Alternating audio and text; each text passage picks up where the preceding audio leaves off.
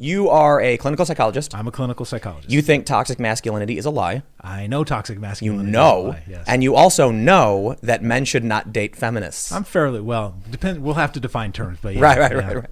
So I thought there was a lot of interesting stuff we can talk about, but one of the most important things is it's the American Psychologist Association, or American Psychological Association. Right. The APA put out these guidelines. When was it? Like a year ago? Yeah, about 2018. Late 2018? January 2019 they came out. And it's basically a bunch of doctors, like psychologists, and they're... Yeah, well, actually, you explain it. So the American Psychological Association is the governing body for the practice of psychology in the United States. And it's comprised of clinicians and academicians, and they have a foot in both worlds. They have a foot in education and training psychologists, and they have a foot in the clinical world, which is where I live, where you deal with real problems and real people. And they put out a list of things saying like man bad.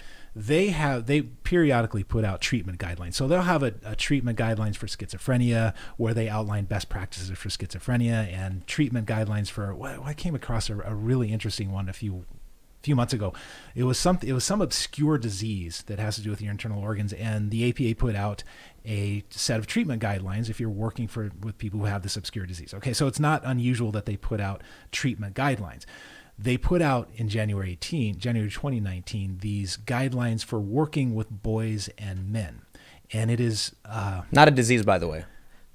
Well, according to them, it might All right. be. Yeah.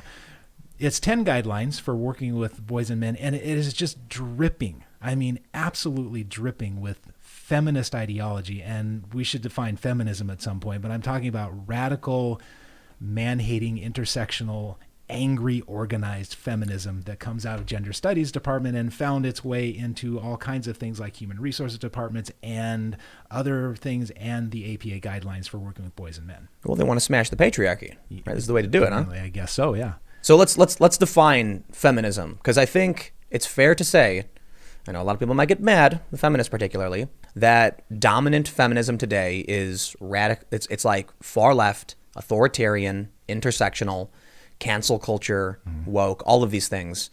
And I've had conversations with, women who are like, I'm a feminist because I believe in the equality between genders. And I'm like, that was like 40 years ago. Right. Not even 40, maybe even longer than that. Right.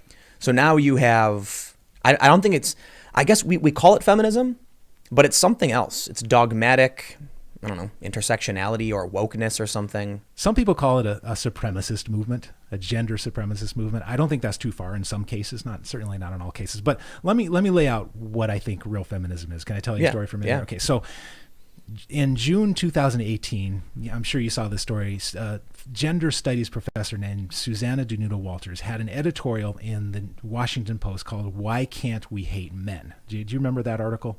I vaguely do, yeah. Okay, so she made the case that, the usual cases about the gender pay gap and things, lots of complaints that have been debunked, dredging up complaints from the 1800s and so forth. And she was making the case that any man who occupies any position of power or authority should step aside and hand that over to a woman, because women are entitled to hate us for the way men have treated women over the centuries. And she uses phrases like, we are entitled to hate you. That's not her precise phrasing, but she uses that kind of phrasing.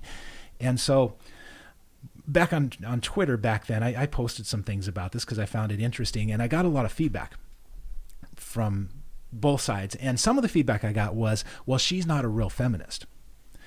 And I thought to myself, okay, well, what is a real feminist? So there seem to be two camps, because two women could describe themselves as feminists and mean two completely different things, or two men for that matter.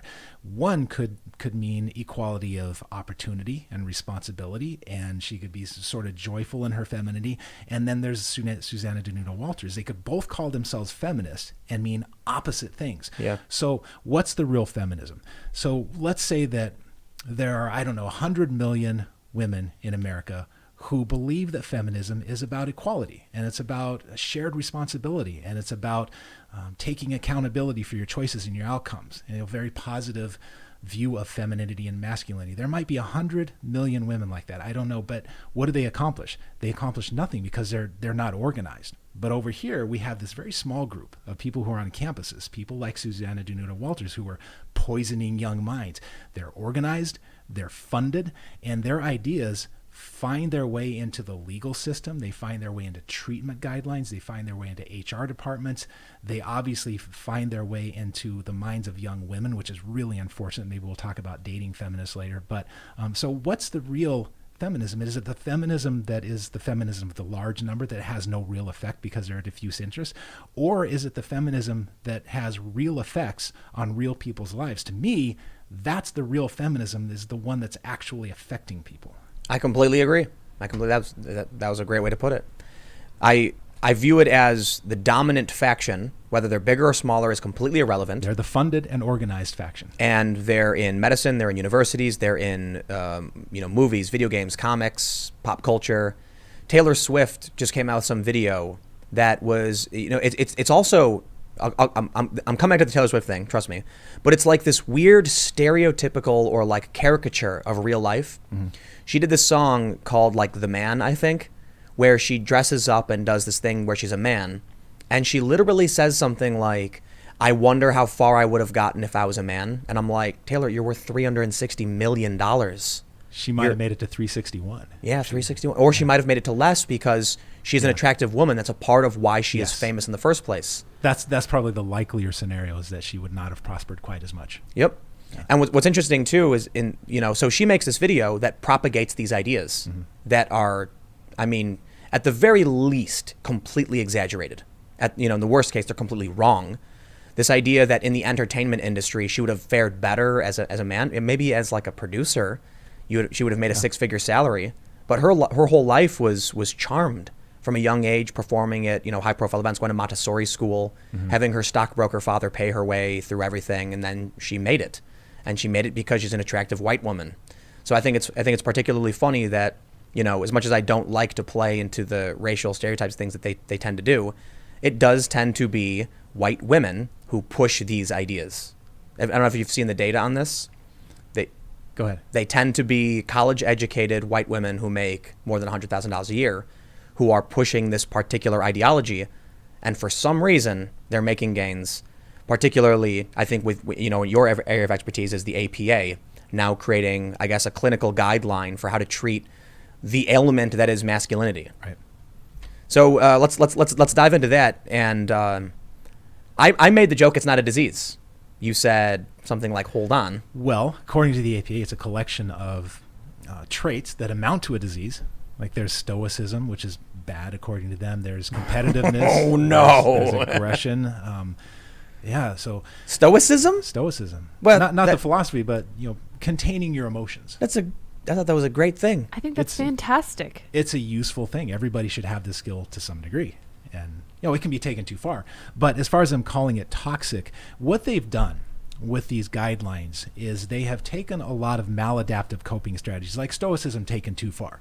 So that might look like a guy who refuses to articulate to himself or anybody else that he's really struggling with something, so he hits the sauce and he becomes an alcoholic. So that would be stoicism taking to an extreme. That's a maladaptive coping strategy. Right. What they've done is they've taken masculinity and they've taken all these maladaptive coping strategies and they've balled them all up together and conflated them to give the impression that these maladaptive coping strategies represent men. We could do the same thing with women. It would be just as absurd, but there are maladaptive coping strategies that women are prone to, like prescription substance abuse. They do that a little more often than men.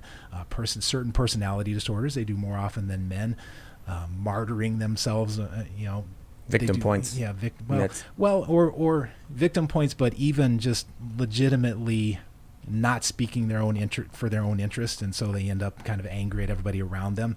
That's more of a feminine trait. Guys do that too. They do it a little bit differently. But we could take all of these maladaptive coping strategies that tend to correlate and cluster around women, and we can say, well, that's toxic femininity. But that would be just as ridiculous as saying that a guy who's an alcoholic is representative of masculinity. Yeah.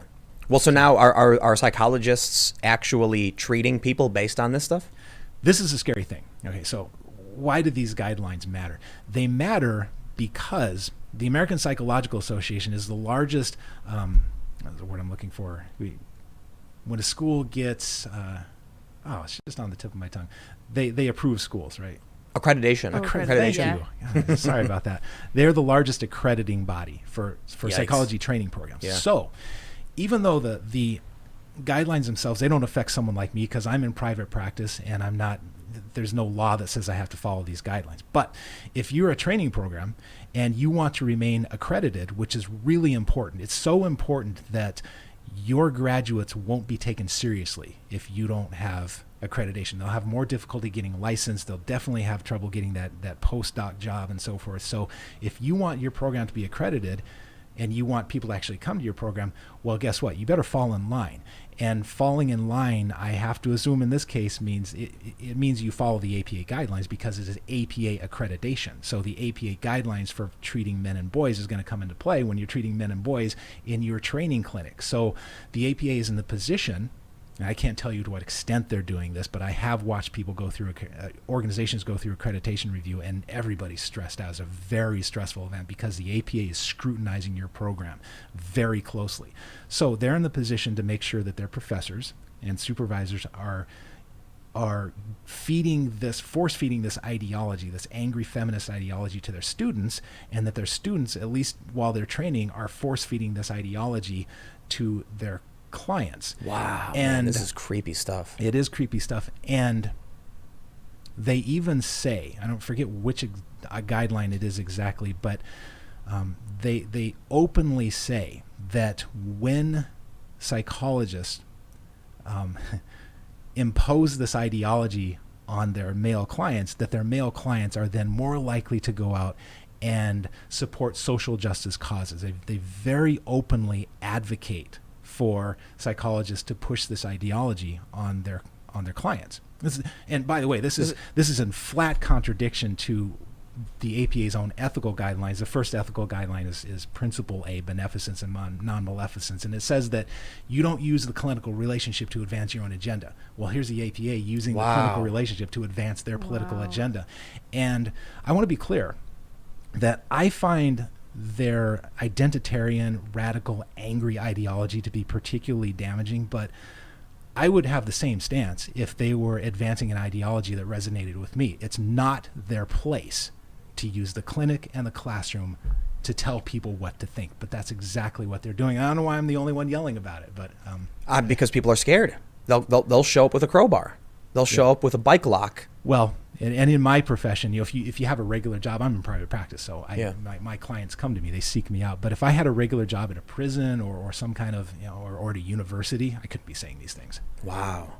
The thing about them force feeding the ideology down the pipeline is creepy. That's why I said it's really scary. It is. Because it sounds like you've basically got a bunch of people who are, to an effect, understanding they're being basically jammed in a machine to shape their minds and bodies in this creepy way. Yeah. And it's moving through them begrudgingly, but it is. It's like there's this nefarious faction of people, and it's almost like they're jamming a round peg through a square hole, or a square peg through a round hole, just smashing it with a hammer to make it go through, in the hopes that there's going to be some 10-year-old kid who hears it and just says, okay. Yeah. Because the next generation, so the way I see it is, the people won't speak up, at least in my opinion, because they know that someone might show up and say, you're fired. Someone might show up with a black mask and a crowbar and say, you're a fascist. Mm-hmm. So they just say, you got it. But those kids hear it uncritically, and so they're believing it all now. And maybe that's the goal.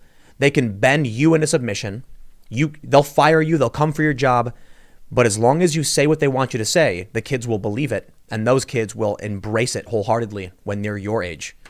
Well, and this message from the APA that masculinity is toxic, it's really destructive for boys and young men, because one of the things that went along with these guidelines was there was an article that got a lot of press. There's an article in the APA Monitor, which is a magazine, basically. Do a little bit of research, but talking about what's going on in the profession, what's going on in the APA. So when they released these guidelines a few months later, then they put out this article. And there was a line in the article that got a lot of play, and it said that toxic masculinity, which is defined by stoicism, competitiveness, aggression, masculinity, which is characterized by toxic or by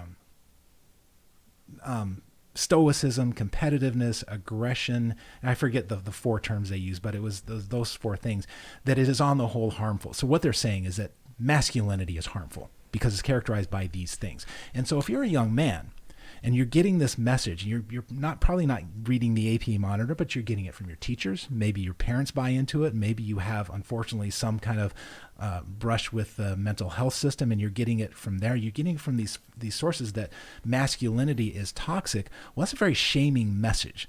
And I got to tell you, there's nothing more dangerous than a man who has taught to be repulsed by himself. That's the man that goes out and does the things actually that the APA is saying all men do. That's the man that's truly dangerous because he hates himself. And so he's going to make sure that the rest of the world pays for that. I want to make sure we have something absolutely clear too, because I know that we said basically, you know, in the title I say toxic masculinity is a lie, but this article in the New York Times says traditional masculinity. Right. So this is what's so, you know, disconcerting to me, I guess, is that we first started hearing toxic masculinity. No, masculinity is fine. Toxic masculinity is bad. Right. All the Twitter feminists started saying, all of these men who are getting butthurt, we're not targeting masculinity, we're targeting toxic masculinity. Right. And then once they weaseled their way in enough, they started saying, well, right, but traditional masculinity is rooted in some toxic behaviors, right? Now here we are, straight up, traditional masculinity bad. Right. It's that concept creep. Right. They get their foot in the door, and then they just up the ante a little bit more all the time. So now it's masculinity in general that is a disease. You saw the Gillette commercial, I imagine. Yes. Yeah. So one of the ways I think they creep this idea is, so they show some things that are objectionable. Bullying, for instance. Mm-hmm. Like, nobody likes bullying, you know, to a certain degrees. You know, I think there's a scale between kids roughhousing and being, you know, a bit aggressive, and kids being direct bullies and actually punching a kid or hurting them. And but boys need horseplay. Right, it's exactly. a requirement. So, you know, look, when I think there's an imbalance between one kid who's too much of a bully and one kid who's too weak, and that causes problems, goes out of control. But when I was a kid, we had competition, we had conflict, and we learned how to resolve that. And within certain reason, you know, I had a kid who picked a fight with me. And you got to learn to stand up for yourself, you know, be mature. It doesn't mean fight. It means these are conflict you have to learn how to deal with. But anyway, I digress. So there's things in the commercials we absolutely can find objectionable. Right. But there was one part where a guy's leaning up against the wall and a woman walks past him and he makes like the ooh face. And then some guy stops him and says, no, don't do it. Yeah. And I'm like, that to me was part of the ideological creep, in that they have now started conflating talking with a stranger, like meeting a new person, with harassing a person. Yes. So there was also that video, 10 hours of walking through New York as a woman, where you literally had them complaining that a guy said, how's it going? And now that's where they start conflating a guy who yells, you know, hollering at a girl saying gross things, and a guy tipping his hat and saying, ma'am. So, you know, the crazy thing to me is, if you literally can't walk up to another woman and say, hi, I just wanted to introduce myself and trying to meet new people, because that's toxic masculinity. They have now literally, it's not just about masculinity, they've now toxified basic human behavior and force you to repress everything you do. And then I'm not surprised to find that guys become reclusive, lock themselves away. Like you said, it's the people who are told to be repulsed by themselves that do the crazy things.